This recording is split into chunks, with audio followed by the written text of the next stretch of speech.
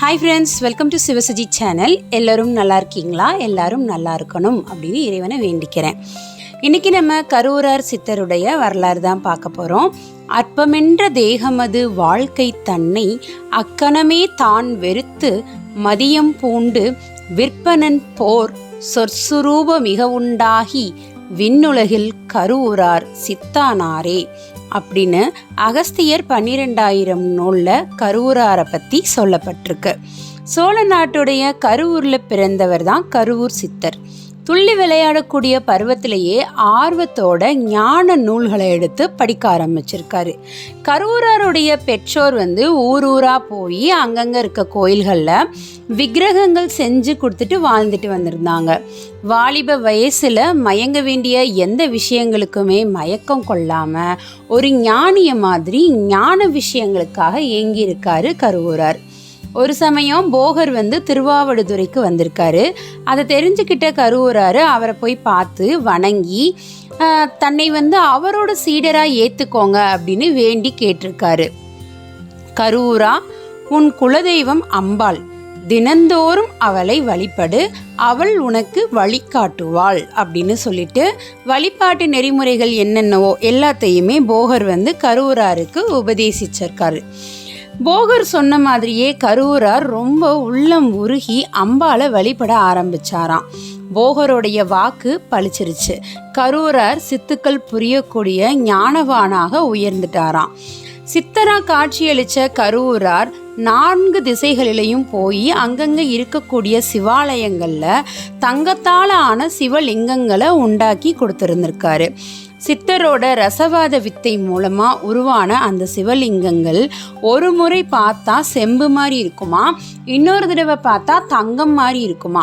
கருவூரார் காசிக்கு போய் விஸ்வநாதர் ஆலயத்திலையும் தாமிரத்தில் வேதை செஞ்சு ஒரு தங்கமயமான லிங்கத்தை உண்டு பண்ணிட்டு அங்கே வச்சாங்களாம். இவரை பற்றி கர்ண பரம்பரையான கதையில் அபிதான சிந்தாமணி அப்படின்றதுல சொல்லப்பட்டிருக்கு. போக சித்தர் தமிழ்நாட்டில் வசித்த காலத்தில் தான் கருவூர் சித்தரும் திருமாளிகை தேவரும் அவங்களோட சீடர்களாக வாழ்ந்தாங்க அப்படின்னு சொல்லப்படுது. சோழ மன்னன் இரணியவர்மன் தீர்த்த யாத்திரை புறப்பட்டு பல புண்ணிய தலங்களை தரிசிச்சுட்டு வந்திருக்காரு. தில்லையை அடைஞ்சிருக்காராம். அப்ப சிற்றம்பல திருக்குளம் அப்படின்ற குளத்துல சிவகங்கை தீர்த்தத்துல நீராடலாம் அப்படின்னு சொல்லிட்டு தண்ணிக்குள்ள போயிருக்காரு. அந்த தண்ணிக்குள்ள ஓங்காரநாதம் ஒலிச்சுச்சான். ஓ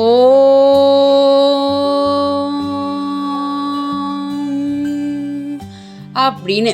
அப்ப அரசருக்கு ஆச்சரியம் தாங்கலையாம். தண்ணீரை விட்டு வெளியே வந்தா அந்த சவுண்டு கேட்கல. மறுபடியும் தண்ணீருக்குள்ள முங்குனா அந்த ஓங்கார ஒலி தெளிவா கேட்டுச்சான். என்னது அதிசயம்! மறுபடியும் மூழ்கி பார்க்குறாரு, கண்ணை திறக்கிறாரு. அங்கே ஆடல் வல்லானோட அற்புத நடனம் கூடவே அந்த ஓம் அப்படின்னு சொல்லக்கூடிய ஓங்கார ஒலி, இது ரெண்டுமே கேட்குது. அரசருக்கு ரொம்ப வியப்பு. பயங்கரமாக அந்த வியப்புலேயே மூழ்கிட்டாரு.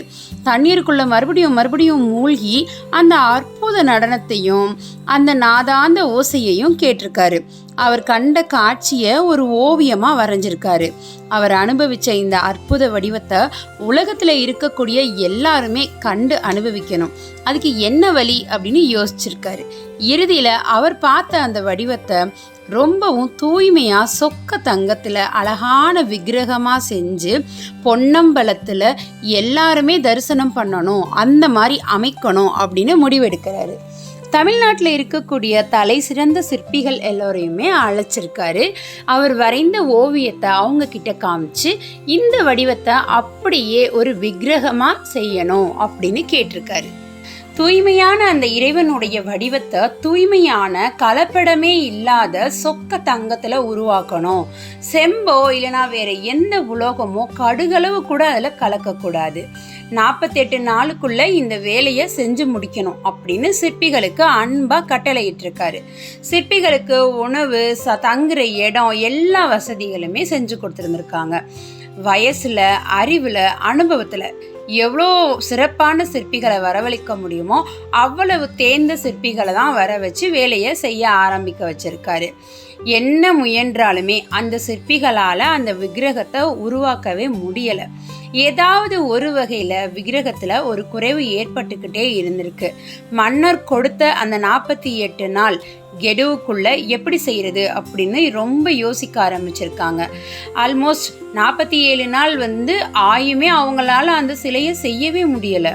48வது நாள் மன்னரோட மன விருப்பத்தை நம்மளால நிறைவேற்ற முடியலையே, என்ன பண்றது, அவர்கிட்டயே சொல்லிடலாம் அப்படின்னு தயாராகிறாங்க. தில்லையில நடராஜருடைய திரு உருவம் அமைக்க சிற்பிகள் கஷ்டப்படுறாங்க அப்படின்ற விவரத்தை அறிஞ்ச போகர் அவருடைய சீடரான கருவூராரை அழைச்சு, கருவூரா, அந்த விக்கிரகம் செய்ய வேண்டிய வழிமுறைகளை நான் உனக்கு சொல்லித்தரேன், நீ போய் செஞ்சு முடி அப்படின்னு சொல்லி கருவூராருக்கு வழிமுறைகளை அறிவித்து வழி அனுப்பினாராம். 48வது நாள் சிற்பிகளுக்கு மன்னர் கொடுத்த கடைசி நாள். சிற்பிகள் எல்லாருமே சொல்ல முடியாத துன்பத்துல இருந்தாங்களாம். நாளைக்கு காலையில அரச தண்டனை என்னவா இருக்கும் அப்படின்னு யூகிக்க கூட முடியலையே அப்படின்னு பயத்துல இருந்திருக்காங்க. மரண பயத்துல தவிச்சுக்கிட்டு இருந்த அவங்க முன்னாடி கருவூரார் போய் நின்றுருக்காரு. சிற்பிகள் பயத்தோட அவரை ஏறிட்டு பார்த்தாங்களாம். கவலைப்படாதீங்க, மன்னரோட விருப்பப்படியே ஆடல் வல்லாரோட விக்கிரகத்தை நான் செஞ்சு தாரேன் அப்படின்னு சொல்லியிருக்காரு. சிற்பிகள் தேர்ந்த சிற்பிகளான எங்களாலேயே முடியாத போது உம்மால் மட்டும் எப்படி முடியும் அப்படின்னு கோபத்தை காமிச்சிருக்காங்க. என்னால முடியும், அதுவும் இன்னும் 1 மணி நேரத்திற்குள்ளாகவே அப்படின்னு கருவூரார் சொன்னாராம். 1 மணி நேரத்திற்குள்ளாகவா அப்படின்னு நம்ப முடியாம ஆச்சரியத்தோட சிற்பிகள் பார்த்துருக்காங்க. அவங்க ஆச்சரியத்தெல்லாம் அலட்சியம் பண்ணிட்டு விக்கிரகம் செய்வதற்காக இருந்த அந்த அறைக்குள்ள போய் நுழைந்து தாளிட்டு கொண்டாராம். சிற்பிகள் நம்ப முடியாம வெளியவே காத்திருந்திருக்காங்க. எப்படியும் அரசர் நம்மை தண்டிக்க தான் போறாரு, அதுக்குள்ள இவரும் ஒரு முறை சோதிச்சுதான் பார்க்கட்டுமே, என்னதான் பண்றாருன்னு பார்ப்போம் அப்படின்னு ஆச்சரியத்தோட காத்திருந்திருக்காங்க. ஏறத்தாழ 1 மணி நேரத்துக்கு அப்புறமா கதவு திறந்துச்சான். கருவூரார் வெளியில போய் பாருங்க, உங்கள் எண்ணப்படியே விக்கிரகம் முடிந்து விட்டது அப்படின்னு சொல்லியிருக்காரு. முடியாத ஆச்சரியத்தோட சிற்பிகள் உள்ள போய் பார்த்திருக்காங்க. கருவூராரால வடிவமைக்கப்பட்ட அம்பல கூத்தனோட அழகு திருவுருவம் அவங்கள ஆச்சரியத்துல ஆழ்த்தியதான். வெளியே வந்த சிற்பிகள் கருவூராரை வணங்கி அவரை அலட்சியப்படுத்தினமைக்காக மன்னிப்பு கேட்டிருக்காங்க. கருவூராரு சிற்ப சாஸ்திர நுணுக்கங்களை உபதேசிச்சுட்டு அருகில் இருக்கக்கூடிய மடம் ஒன்றை நோக்கி நடைய கட்டினாராம். மறுநாள் சூரியோதயத்திற்கு முன்னாலேயே மன்னர் இரண்யவர்மன் நீராடிட்டு திருநீற்று கோலத்தோட சிற்பிகள் இருந்த இடத்துக்கு வந்திருக்காரு. அங்கிருந்த நடராஜர் சிலையுடைய அற்புத அழகுல அப்படியே மயங்கிட்டாராம். சிலையோட ஒளியில அப்படியே அவர் கண்ணெல்லாம் கூசி இருக்கு. இறைவா, நீ இங்கு எழுந்தருளிய கோலம்தான் என்னே அப்படின்னு வியந்து பார்த்தாராம். அங்கமா தங்க சிலைய பார்த்து வியந்திருக்காரு. அவர் வரைஞ்ச ஓவியத்துல இல்லாத ஒரு அருள் சக்தி இந்த விக்கிரகத்துல இருக்குது அப்படின்றத உணர்ந்திருக்காரு. அவர் முகத்துல மகிழ்ச்சி தாண்டவம் ஆடிச்சான். சிற்பிகள் பக்கம் திரும்பின மன்னர், அபாரம், அற்புதமா செஞ்சிட்டீங்க, உங்க திறமைக்கு உள்ளம் மகிழும்படி ஏராளமான சன்மானம் கொடுக்க போறேன் அப்படின்னு சொல்லியிருக்காரு. அப்போ மந்திரி, மன்னா, சிலையில இருக்கக்கூடிய தங்கத்தை சோதிச்சதுக்கு அப்புறமா இவங்களுக்கு வெகுமதி கொடுக்கலாமே அப்படின்னு சொல்லியிருக்காரு. அதை கேட்ட மன்னர், சிற்பிகளே, விக்கிரகம் செய்யும் போது தங்கத்தூள்கள் கொஞ்சம் சிந்தி இருக்குமே, அந்த துகள்களை கொண்டுட்டு வாங்க அப்படின்னு சொன்னாராம். தங்க துகள்களை சிற்பிகள் கொண்டு வந்திருக்காங்க. சோதனை செஞ்ச மன்னர் முகம் கடுமையா மாறிடுச்சான். சுத்தமான தங்கத்துல செய்ய வேணும், அப்படிதானே சொன்னேன், அப்படி சொல்லிதானே உங்களை நியமிச்சேன், சிலையில சிறிது செம்ப கலந்து என்னோட நம்பிக்கையில இப்படி மோசடி பண்ணிட்டீங்களே அப்படின்னு கடுமையா கேட்டிருக்காரு. சிற்பிகள்லாம் பயந்து நடுங்கிருக்காங்க. அரசே, நாங்க எவ்வளவோ முயற்சி செஞ்சோம், அந்த சிலையை எங்களால செய்ய முடியல. அம்பலவர் அடியார் ஒருவர் இந்த சிலைய செஞ்சு கொடுத்தாரு அப்படின்னு சொல்லியிருக்காங்க. உடனே மன்னர் சொல்லியிருக்காரு, அடியார் செய்தாரா? தவறு செய்தவர் அடியாரா இருந்தாலும் தண்டனைன்றது எல்லாருக்குமே பொதுதான், எங்க இருந்தாலும் அவரை அழைச்சிட்டு வாங்க அப்படின்னு கட்டளை பிறப்பிச்சிருக்காரு மன்னர். உடனே பணியாட்கள் கருவூரார் இருக்கக்கூடிய இடத்துக்கு போய் அவரை கைது செஞ்சு அழைச்சிட்டு வந்துட்டாங்களாம். கருவூராரை கீழே இருந்து மேல அப்படி ஒரு பார்வை பார்த்திருக்காரு மன்னர். இவரை சிறையில தள்ளுங்க, யோசிச்சு நாளைக்கு தண்டனை வழங்குறேன் அப்படின்னு சொல்லிட்டு நடராஜர் விக்கிரகத்தோட அரண்மனைக்கு போயிட்டாரு. அங்க விக்கிரகத்தை ஒரு பீடத்துல வச்சுட்டு அதையே உத்து பார்த்துட்டே இருந்திருக்காரு மன்னர். அவரோட கண்ணில் இருந்து கண்ணீர் ததும்பி பெருக்கெடுத்து ஓடிச்சான். திடீர்னு அவருக்கு எதிராக போகர் தோன்றியிருக்காரு. போகருக்கு பின்னாடி தலையில தங்க மூட்டைங்களோட அவரோட 5 சீடர்கள் நின்னுக்கிட்டு இருந்தாங்களாம். அதுல ஒரு சீடர்கிட்ட தராசு ஒன்றும் இருந்திருக்கு. திடீர்னு அவங்கள பார்த்த உடனே மன்னருக்கு ஒண்ணுமே புரியல. எழுந்து நின்று கைகளை கூப்பி வணங்கியிருக்காரு. அப்போ போகர் சொல்லியிருக்காரு, மன்னா, நீ சிறைச்சாலையில அடைச்சு வச்சிருக்கிறியே, அவரு ஏன் மாணவன். இனிமே எந்த கருவுலையுமே ஊதல் செய்யாத தகுதி கொண்ட அவனை நீ சிறையில அடைச்சிட்ட. இதுதானா உன்னோட ஆட்சி முறை அப்படின்னு போகர் கேட்டிருக்காரு. உடனே அரசர் குறுக்கிட்டு, சுத்த தங்கத்துல செய்ய சொன்ன சிலைய செம்பு கலப்படத்தோட செஞ்சது மாபெரும் மோசடி அல்லவா, அதற்கேற்ற தண்டனை தானே அது அப்படின்னு சொல்லியிருக்காரு. சுத்த தங்கத்துல விக்கிரகம் செய்ய முடியாதே, அதனாலதான் செம்ப கொஞ்சம் கலக்க சொன்னேன். அப்படி செஞ்சதுக்கு இன்னொரு காரணமும் இருக்கு. தூய்மையான சொக்க தங்கத்துல வடிவம் செஞ்சு வச்சா அதுல இருந்து கிளம்பக்கூடிய ஒளி நாளாக நாளாக பாக்குறவங்களுடைய கண்களை குருடாக்கிடும். இந்த அறிவியல் உண்மை உனக்கு தெரியாது. அதனாலதான் என்னோட மாணவன் கருவூரான் பலவிதமான மூலிகை சாறுகளையும் சேர்த்து விக்கிரகமா செஞ்சிருக்கான். இதெல்லாம் யாருக்கும் தெரியாது. ஏன், உனக்கே தெரியாது. தெரிஞ்சிருந்தா இப்படி செஞ்சிருக்க மாட்டாயே. சரி, போனது போகட்டும். இந்தா, நீ தந்த அதே மாற்று தங்கம், நீ தந்த அளவை விட கூடுதலா தந்துடுறேன் அப்படின்னு கோபமா சொல்லி முடிச்சிட்டாரு. தராச வச்சு நடராஜர் விக்கிரகத்தை ஒரு தட்டுல வச்சாங்களாம் சீடர்கள். மற்றொரு தட்டுல தங்கத்தை கொட்டி இருக்காங்க. கொட்ட கொட்ட தங்கம் இருந்த தட்டு கீழே போய் நடராஜர் விக்கிரகம் இருந்த தட்டு மேல வந்துருச்சான். உடனே போகர் சொல்லியிருக்காரு, அரசே, 2ல எது அதிகம்னு தீர்மானிச்சு உன் தங்கத்தை நீ எடுத்துக்கோ. என்னோட சீடன் செஞ்ச நடராஜ பெருமான நான் எடுத்துக்கிறேன் அப்படின்னு அரசர்கிட்ட சொல்லிட்டு நடராஜரை கையில எடுத்துக்கிட்டு கிளம்ப தொடங்கிட்டாராம். இவ்வளோ நேரம் நடந்த நிகழ்ச்சியில வாயடிச்சு போயிருந்த மன்னர் திடுக்கிட்டு போகரோட காலில் விழுந்து என்னை மன்னிச்சிருங்க அப்படின்னு வேண்டிக்கிட்டாராம். எழுந்துரு அரசே, நடராஜ பெருமான உனக்கே தரேன், ஏன் சீடனை எனக்கு திருப்பி கொடு அப்படின்னு போகர் கேட்டிருக்காரு. அதை கேட்ட அரசர் கருவூரார உடனே சிறையில இருந்து விடுதலை செய்ய சொல்லிட்டாராம். ஆனா சிறைச்சாலைக்குள்ள போய் பார்த்தா கருவூரார காணாமா. மன்னர் குழம்பி போயிட்டாரு. பூட்டிய பூட்டின மாதிரி இருக்கு, இந்த கருவூரார் எப்படி வெளியே போயிருப்பாரு அப்படின்னு திகைச்சு போயிட்டாராம். என் உத்தரவு இல்லாம என்னோட சீடன் சிறையை விட்டு வெளியேறி இருக்க மாட்டான் அப்படின்னு போகர் சொல்லிட்டு கருவூரா அப்படின்னு குரல் கொடுத்திருக்காரு. குருவே, தங்கள் திருவருள் துணை செய்ய இதோ இங்கேதான் இருக்கிறேன் அப்படின்னு சிறைக்குள்ள இருந்து ஒரு பதில் கேட்டுச்சான். ஆளே இல்லாம குரல் மட்டும் வருதே அப்படின்னு அரசர் ஆச்சரியமா பார்த்திருக்காரு. சித்தர்களோட ஜோதி மரத்தோட சக்தி இது. கருவூரா, எல்லாரும் பார்க்கும்படியா வா அப்படின்னு போகர் கூப்பிட்டிருக்காரு. உடனே எல்லாரும் பாக்குற மாதிரி கருவூரார் வெளியே வந்தாராம்.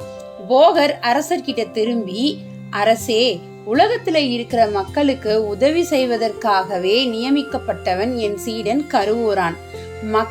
மக்கள் அவன் வாயிலாக இறைவனை உணர்ந்து அமைதி அடைவார்கள். இந்த நடராஜரை நீயே வைத்துக்கொள் அப்படின்னு சொல்லிட்டு மன்னர்கிட்ட அந்த சிலைய ஒப்படைச்சிட்டு கிளம்பிட்டாரு. அதோட கோயில் எப்படிலாம் அமைக்கணும், அமைக்க வேண்டிய முறைகள் என்னென்ன, எந்தெந்த தெய்வ வடிவங்களை எங்க எப்படி வைக்கணும், நடராஜரை எங்க எப்படி பிரதிஷ்டை செஞ்சு பூஜை செய்யணும், இந்த எல்லா விஷயங்களையும் போகர் அரசருக்கு தெரிவிச்சுட்டு கருவூராரும் போகரும் அங்கிருந்து மறைஞ்சிட்டாங்களாம். இதே கதைய திருமூலரோட தொடர்பு படுத்தியும் பேசுவாங்க.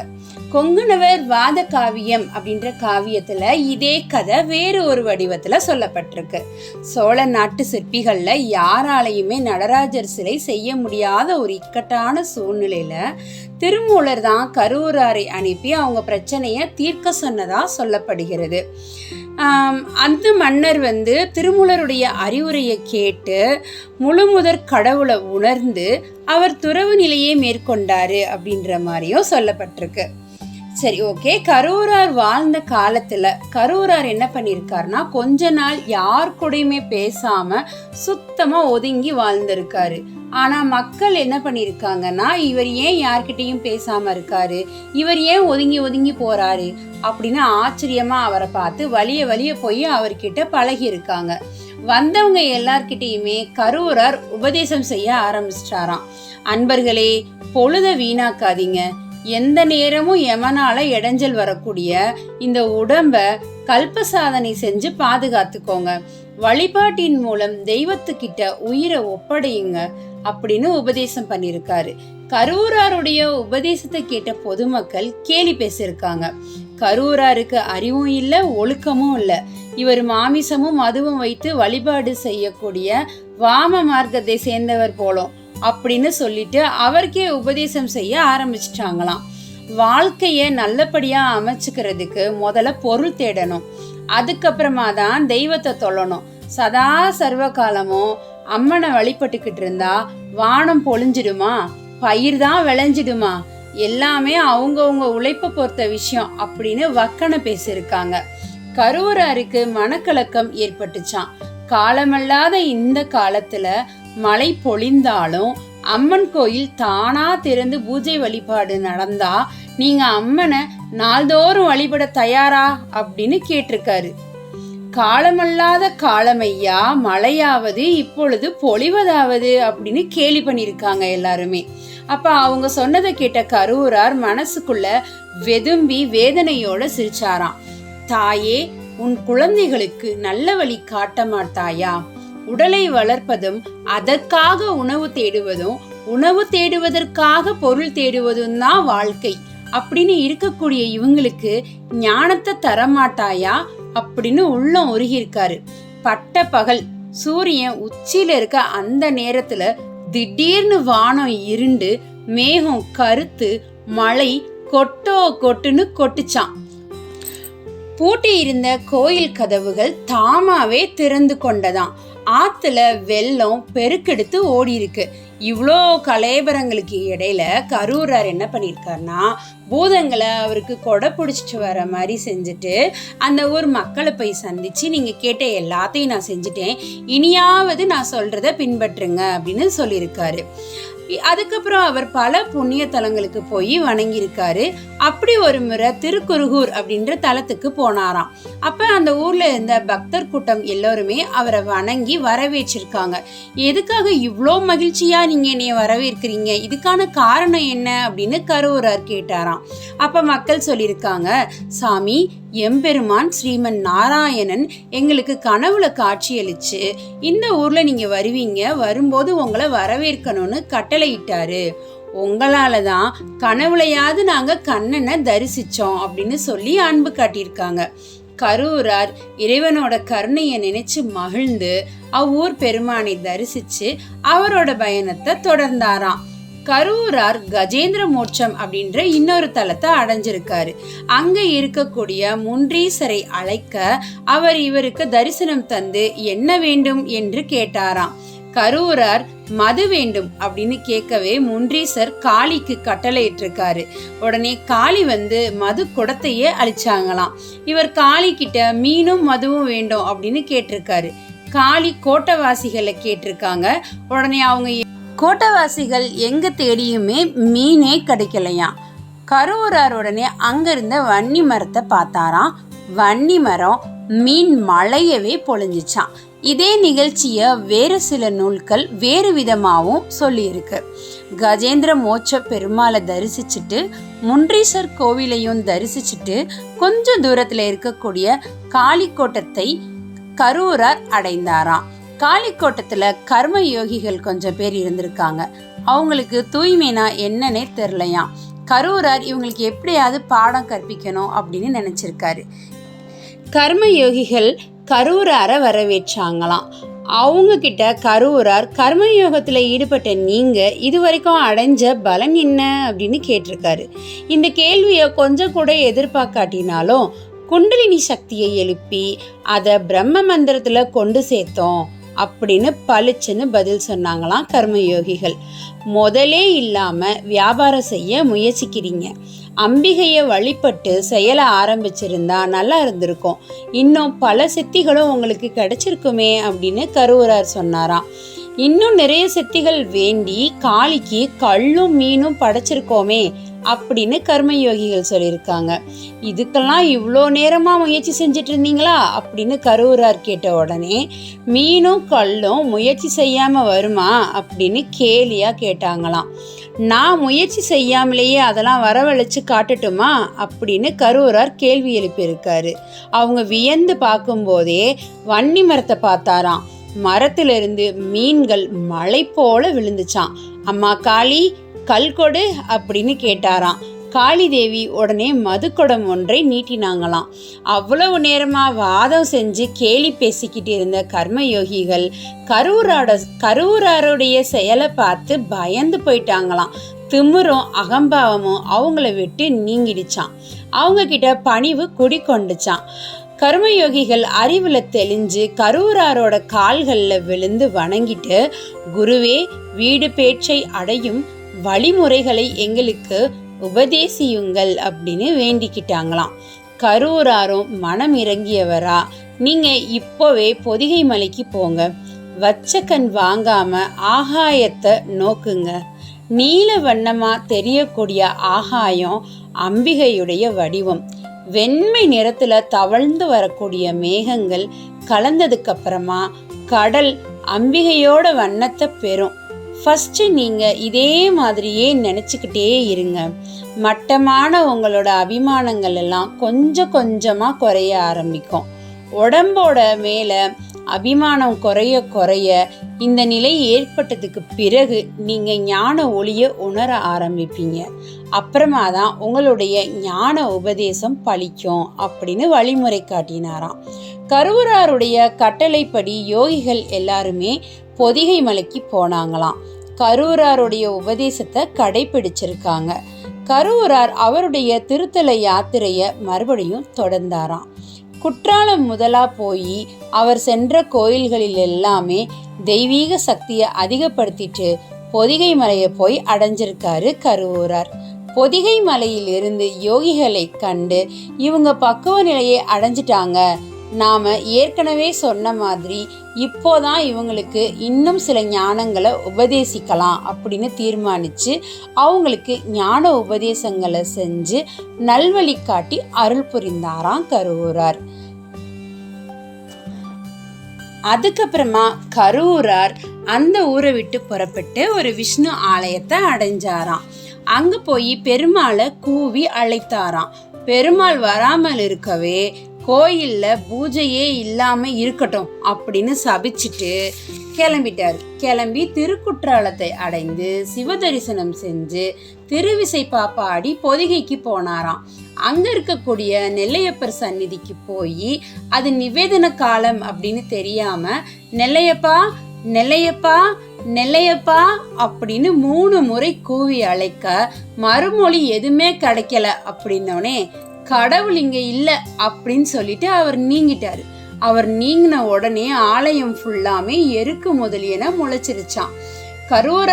கருவூராருடைய கோபத்தை உணர்ந்த நெல்லையப்பர் கருவூரார மானூர்ல போய் சந்திச்சு தரிசனம் தந்து அடிக்கொரு பொன் கொடுத்து நெல்வேலி களைத்து வந்து காட்சி கொடுத்தாராம். அதனால முன்னாடி முளைச்ச அந்த எருக்கு முதலிய தகாத பூண்டுகள் தானா ஒளிந்துச்சான். சென்னல் இங்கு எருக்கு அங்கு என்று கூற ஆலயம் செழித்து ஓங்கியதாம். கருவூரார் திருத்தல யாத்திரைய தொடர்ந்திருக்காரு. திருவிடை மருதூர் அப்படின்ற தலத்தை அடைஞ்சு இறைவனை நோக்கி குரல் கொடுத்த போது இறைவன் தன் தலைய கொஞ்சமா சாச்சு கருவூரார் குரலை கேட்டு பதில் கொடுத்திருக்காரு. திருவிடை மருதூர்ல இன்றும் கொஞ்சமா தலைய சாஞ்ச நிலையில தான் இறைவனுடைய திருவடிவம் காணப்படுதான். இந்த நிகழ்ச்சியும் சில நூல்கள்ல வேற மாதிரி சொல்லப்பட்டிருக்கு. திருவிடை மருதூர் அப்படின்ற ஊருக்கு அருகில வெள்ளம் பெருகி ஓடக்கூடிய தாமிரபரணி நதிக்கரையை அடைஞ்சு கரையை கடக்க முடியாம திகைச்சு அங்க திருக்கோயில் கொண்டு இருக்கக்கூடிய சிவபெருமான நாரம்பூநாதர் நாரும் பூ நாதா அப்படின்னு கருவூரார் கூவி அழைக்க சிவபெருமான் சற்று திரும்பி பார்த்து வாரும் அப்படின்னு அழைத்தாராம். உடனே வெள்ளம் வடிய கருவூரார் ஆற்ற கடந்து போய் தரிசிச்சுட்டு இறைவன் கிட்ட திருவடி தீட்சை பெற்றார். அதுக்கப்புறமா கருவூரார் தல யாத்திரையை தொடர்ந்தார் அப்படின்னு சொல்லப்படுகிறது. ஒரு நாள் ஒரு காகம் அவர் முன்னாடி வந்து நின்று ஒரு ஓலைய அவருக்கு முன்னாடி வச்சுச்சான். கருவூரார் எடுத்து படிச்சிருக்காரு. குருநாதர் போகர் எழுதிய ஓலையதான் கண்ணுல எடுத்து ஒத்திக்கிட்டாராம். கருவூரா, உடனே தஞ்சைக்கு வந்து சேர் அப்படின்னு ஓலையில எழுதப்பட்டிருந்துச்சான். கருவூரார் தஞ்சையை நோக்கி புறப்பட்டாராம். தஞ்சையை ஆண்ட ராஜராஜ சோழன் பெரிய சிவாலயம் ஒன்றை நிர்மாணிச்சாராம். அற்புதமான சிற்ப வேலைப்பாடுகள், கருவறைக்குள்ள பிரம்மாண்டமான லிங்கம் ஆவுடையார்ல பொருத்த இயலாம ஆடிக்கிட்டு இருந்துச்சான். அஷ்டபந்தன மருந்து எப்படிதான் தயாரித்து போட்டுமே லிங்கம் ஆட்டம் கண்ட மாதிரி தான் இருந்திருக்கு. பந்தனத்தின் கட்டு இலகிதான் இருந்திருக்கு. மன்னன் கண்ணீர் வடிச்சிட்டு இருந்தாராம்.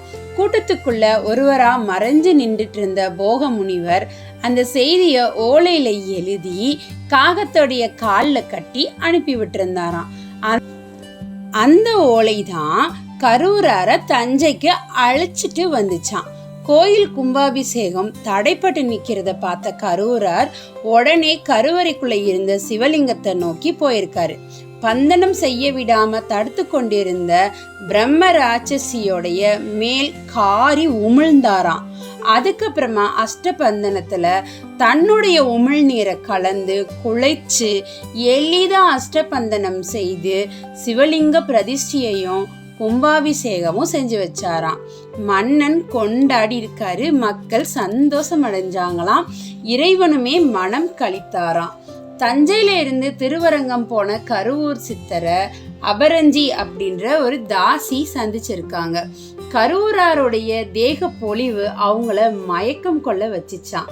அவங்க தன்னுடைய கருத்தை தோழி மூலமா கருவூராருக்கு தெரிவிச்சிருக்காங்க.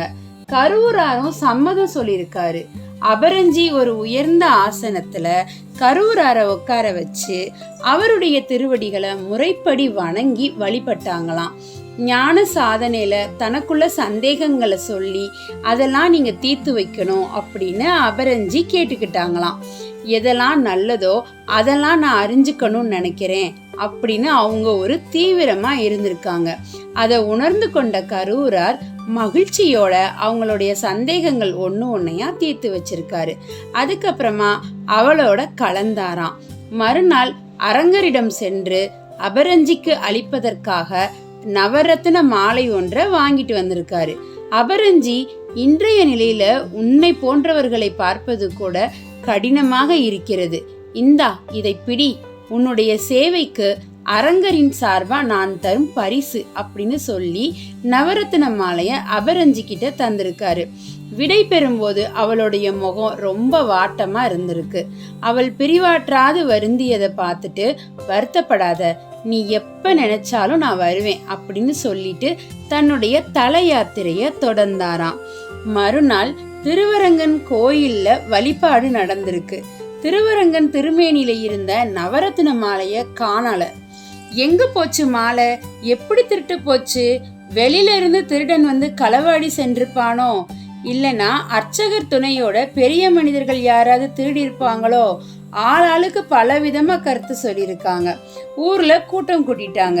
கோயில்ல நடக்கக்கூடிய கலைபரத்தை அறியாத அந்த தாசி அபரஞ்சி கோயில் கூட்டத்துக்கு வந்தாலாம். அவ கழுத்துல கருவூரார் தந்த நவரத்ன மாலை இருந்திருக்கு. பஞ்சாயத்து ஆரம்பிச்சிருச்சான். அர்ச்சகரோட கண்கள் அபரஞ்சிய பார்த்திருக்கு. இதோ இதுதான் அந்த மாலை அப்படின்னு அர்ச்சகர் சொல்லியிருக்க. பலமா ஒழிச்சிச்சான். எல்லாருமே அபரஞ்சிய பாக்குறாங்க. அப்ப இவதான் இந்த மாலைய திருடி இருப்பா அப்படின்னு அர்ச்சகர் சொன்னாராம். பெருமானோட நகை பொதுமக்கள் கிட்ட எப்படி வந்துச்சு? யாராச்சும் ஒரு காமுகன் தான் திருடிட்டு போய் இந்த பொண்ணு கிட்ட கொடுத்துருப்பான் அப்படின்னு எல்லாரும் சொல்லியிருக்காங்க. இப்படி நிறைய விமர்சனங்கள் பஞ்சாயத்துக்குள்ள நடந்துகிட்டே இருந்திருக்கு. ஊர் தலைவர் அபரஞ்சி கிட்ட இந்த நகை அவளுக்கு கிடைச்ச விவரம் எப்படி அப்படின்னு கேக்குறாரு. அபரஞ்சியும் இந்த பள்ளிக்கொண்ட பெருமாள் சார்பா சித்தரான கரூரார் தான் இந்த நவரத்தின மாலையை எனக்கு கொடுத்தாரு, இதுதான் உண்மை அப்படின்னு அமைதியா பதில் சொல்லியிருக்காங்க. கோயில் அதிகாரி திடுக்கிட்டு போயிட்டாராம். எங்க அவரு அப்படின்னு ஒரு குரல் கேட்டிருக்கு. இன்னைக்கு நைட்டு வருவார் அப்படின்னு சொல்லிட்டு அபரஞ்சி சொன்னாங்களாம். இதை கேட்ட உடனே பெண் பித்து பிடித்த கரூராரு ஒரு சித்தரா அப்படின்னு ஆத்திரப்பட்ட ஊர் தலைவர் அபரஞ்சியோட கழுத்துல இருந்த மாலையை பிடுங்கிட்டு அவங்கள அனுப்பி வச்சுட்டாராம். கரூரார் மாலை தந்த போது அபரஞ்சி மகிழ்ச்சியில துள்ளல. அதே மாதிரி இப்ப மாலை பறி போனப்பவும் துன்பமா ஆகவே இல்லை. பக்குவம் அடைஞ்ச ஒரு யோகி மாதிரி அவங்க நடந்துக்கிட்டாங்களாம். அபரஞ்சியோட வீட்டை சுத்தி காவலுக்கு ஆட்கள் போடப்பட்டிருக்கு. அபரஞ்சி கரூரார மனசார நினைச்சிருக்காங்க. தான் வாக்களிச்ச மாதிரியே கரூரார் உடனே அவங்க எதிரில் தோன்றியிருக்காராம். நடந்த நிகழ்ச்சிகள் எல்லாத்தையுமே கரூரார் கிட்ட அபரஞ்சி சொல்லியிருக்காங்க. அப்போ அபரஞ்சியோட வீட்டை சுத்தி காவலுக்கு நின்றுகிட்டு இருந்தவங்களுக்கு கரூரார் வந்திருக்காரு அப்படின்றது தெரிஞ்சிருச்சு. உடனே வேகமா வீட்டுக்குள்ள புகுந்து கரூரார கைப்பிடியா இழுத்துக்கிட்டு கோயில் அதிகாரிகளுக்கு முன்னாடி கொண்டு போய் நிப்பாட்டி இருக்காங்க. கூடவே அபரஞ்சியும் போயிருக்காங்க. கோயில் அதிகாரிகளுக்கு கரூரார விசாரிக்கணும் அப்படின்றது ரொம்ப தர்ம சங்கடமா இருந்திருக்கு. இருந்தாலுமே ஊர் முடிவுக்கு கட்டுப்பட்டு அவரை விசாரிச்சுதான் ஆகணும் அப்படின்றனால விசாரிச்சிருக்காங்க. கரூராரே, இவளுக்கும் உங்களுக்கும் என்ன தொடர்பு? சுவாமி சொத்தை திருடலாமா அப்படின்னு கேட்டாங்களாம். நீங்க நினைக்கிறது தவறு. இவ என்னோட மாணவி. நீங்க எல்லாரும் இவளை பொதுமகள் அப்படின்னு இழிவா பேசுறீங்க. ஆனா திரு அரங்கரோ இந்த திருமகளோட பரிபக்குவத்தை பார்த்தாரு. அவரோட நவரத்தின மாலைய பரிசா என்கிட்ட தந்து இவளுக்கு தர சொன்னாரு. உண்மை இதுதான் அப்படின்னு சொல்லியிருக்காரு. என்ன, இந்த மாலைய அரங்கர் தந்தாரா? அரங்கர் முன்னாடி இத சொல்வீங்களா அப்படின்னு கேள்வி கேட்டிருக்காங்க கோயில் அதிகாரிகள். தாராளமா அரங்கர் முன்னாடி சொல்லுவேன், வாங்க அப்படின்னு கரூரார் அவங்க எல்லாரையும் அழைச்சிக்கிட்டு அரங்கர் சந்நிதிக்கு போயிருக்காரு. கோயிலுக்கு முன்னாடி விசாரணைய காண ஒரு பெரும் கூட்டமே வந்துருச்சான். கரூரார் பெருமாளை கூவி அழைச்சிருக்காரு. இந்த நவரத்தின மாலைய என்கிட்ட கொடுத்து அபரஞ்சி கிட்ட கொடுக்க சொன்னது உண்மைனா நீங்க தான் வந்து சாட்சி சொல்லணும் அப்படின்னு சொல்லியிருக்காரு. அப்ப எல்லாரும் கேட்குற மாதிரி, நீங்க எல்லாரும் எனக்கு அலங்காரம் செஞ்சு அழகு பார்க்க நினைக்கிறீங்க. நானும் என்னோட அடியார்களை அலங்காரம் செஞ்சு அழகு பார்க்க நினைக்கிறேன். அதனாலதான் அபரஞ்சிக்கு இந்த நவரத்தின மாலைய கரூரார் மூலமா கொடுத்தேன் அப்படின்னு அரங்கருடைய அசரீரி மூலமா உண்மைய சொல்லியிருக்காரு. உண்மையை உணர்ந்த ஊர் மக்கள் கரூராரையும் அபரஞ்சியையும் வணங்கி மன்னிப்பு கேட்டாங்களாம். அதோட இந்த நவரத்தின மாலைய அபரஞ்சி கிட்டக்கே கொடுத்துட்டாங்க. அபரஞ்சி வாங்க மறுத்துட்டாங்களாம். இது என்னோட குருநாதருக்கும் அரங்கரும் சேர்ந்து நடத்தின நாடகம். இந்த மாலை அரங்கருக்கு தான் உரிமையானது அப்படின்னு சொல்லி அவங்க கிட்டக்கே திரும்பி கொடுத்துட்டாங்களாம். அபரஞ்சியோடைய பக்தியையும் அன்பையும் பார்த்து எல்லாரும் வியப்படைஞ்சிட்டாங்க. கரூரார் அங்கிருந்து கிளம்பி கரூரை அடைஞ்சிட்டாராம். அரச செல்வாக்கும் ஊராரோட செல்வாக்கும் கரூராருக்கு இருப்பதை கண்ட அந்த ஊர்ல இருக்கக்கூடிய அந்தணர்கள் இவர் மேல பொறாமையா இருந்திருக்காங்க. இவரை எப்படியாவது ஏதாவது ஒரு வம்புல மாட்டி விடணும் முடிவு பண்ணி இருந்திருக்காங்க. உடனே மதுவையும் மாமிஷத்தையும் கரூராரோட வீட்டில் மறைச்சு வச்சுட்டு அரசர்கிட்ட போய் கரூரார் ஆச்சாரம் இல்லாத விஷயத்த தொடர்ந்து செய்கிறாரு, அவர் சரியில்லை அப்படின்னு புகார் பண்ணியிருக்காங்க. அரசர் இவங்க சொல்றத நம்பல. இருந்தாலுமே விசாரணை நடத்துறது நம்மளோட கடமை அப்படின்னு தீர்மானிச்சுட்டு அவரே நேர்ல போய் சோதனை பண்ணியிருக்காரு. வீட்டை கடுமையா சோதனை பண்ணதுக்கு அப்புறமா அங்க பூஜை பொருட்களும் யாகத்துக்கு தேவையான பொருட்களும் மட்டும்தான் இருந்திருக்கு. உடனே மன்னன் அவரோட செயலுக்காக கரூரார் கிட்ட போய் மன்னிப்பு கேட்டிருக்காரு. கரூரார் சொல்லியிருக்காரு, அரசே என்கிட்ட மன்னிப்பு கேட்கறது இருக்கட்டும், என் வீட்டை சோதனை செய்ய சொன்னவங்களோட வீடுகளையும் போய் நீங்கள் சோதனை செய்யுங்க அப்படின்னு சொல்லிட்டாராம். கரூரார் மேலே வீண் பழி வேற சுமத்துனால அவங்க வீட்டை போய் மன்னன் சோதனை பண்ணியிருக்காரு. அங்கே மதுவும் மாமிசமும் இருக்கிறத பார்த்து மன்னருக்கு பயங்கரமான கோபம் வந்துருச்சான். மன்னரோட கோபத்தை பார்த்த கருவூரார் அவரை சமாதானப்படுத்தியிருக்காரு. அரசே, வேதியர் மேலே தவறு கிடையாது. என் வீட்டில் அவங்க மறைச்சி வச்ச மதுவையும் மாமிசத்தையும் தான் அவங்க வீட்டில் நான் மாற்றி வச்சேன். அதுதான் உங்களுக்கு காட்சி அளிச்சிச்சு. நீங்கள் கோபிச்சனால அவங்க செஞ்ச பாவமும் தீர்ந்து போயிருச்சு. பிரச்சனையை இதோட விட்டுருங்க அப்படின்னு சொல்லி மன்னரை அமைதிப்படுத்தியிருக்காரு கருவூரார். ஆனால் அவமானம் அடைஞ்ச வேதியர்கள், கருவூரான் நம்ம அவமானப்படுத்திட்டான், இனி வேற வழி கிடையாது, அவனை கொலை செஞ்சிட வேண்டியது தான் அப்படின்னு ஆத்திரமாக தீர்மானம் பண்ணியிருந்திருக்காங்க. ஒரு நாள் கருவூரார் குளிக்கலாம் அப்படின்னு சொல்லிட்டு நதியை நோக்கி போயிட்டு இருந்தாராம். அவமானமான வேதியர்கள் எல்லாரும் ஒன்றா சேர்ந்து இவரை எப்படியாவது கொலை செய்யணும் அப்படின்ற நோக்கத்தோட அவரை துரத்தியிருக்காங்க. வேதியர்களுடைய நோக்கம் என்ன அப்படின்றத புரிஞ்சுக்கிட்ட கருவூரார், சரி இவங்க பாவத்தை இவங்களே அனுபவிக்கட்டும், இதுக்கு மேல நமக்கு இந்த உலகம் வேணாம் அப்படின்னு தீர்மானிச்சு அவங்களுக்கு பயந்து ஓடுற மாதிரி ஓடி இருக்காரு. திரு ஆனிலையப்பர் கோயிலுக்குள்ள ஓடி போயிட்டாராம். ஆனா கோயில் அப்படின்னு கூட பார்க்காம கொலை பாதகத்தை செய்ய கருவூராரை அவங்க துரத்தி இருக்காங்க. கோயிலுக்குள்ள ஓடி போன கருவூரார், ஆனிலையப்பா, பசுபதீஸ்வரா அப்படின்னு கூறி அழைத்து கருவறையிலிருந்த சிவலிங்கத்தை தழுவிக்கிட்டாராம். இனி எந்த கருவிலையும் ஊறுதல் இல்லாத கருவூரார் இறைவனோட இரண்டர கலந்து விட்டாராம். கருவூராரை துரத்திட்டு வந்தவங்க இந்த தெய்வீக காட்சிய பார்த்துருக்காங்க. அவங்க தவற உணர்ந்துட்டாங்களாம். அவங்க தவறுக்கு பரிகாரமா ஆனிலையப்பர் கோவில்ல கருவூராருக்கு அப்படின்னு ஒரு தனி சந்நிதி அமைத்து அதுல கருவூராரோட வடிவத்தை அமைச்சு வழிபாடு செஞ்சாங்களாம். கருவூராருடைய சிலை தஞ்சை பெரிய கோயில்லையுமே பிரதிஷ்டை செய்யப்பட்டிருக்கு.